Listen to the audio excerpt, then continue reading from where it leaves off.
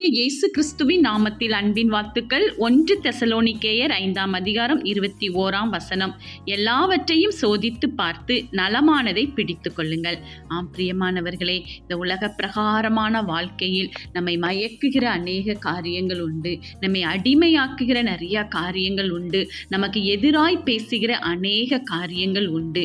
ஆம், எல்லாவற்றையும் நாம் சோதித்து பார்க்க வேண்டும். இந்த உலகத்தில் உள்ள காரியங்கள் எதையுமே நாம் முற்றிலும் நம்பி ஏதாவது செய்து கொண்டே இருக்கக்கூடாது.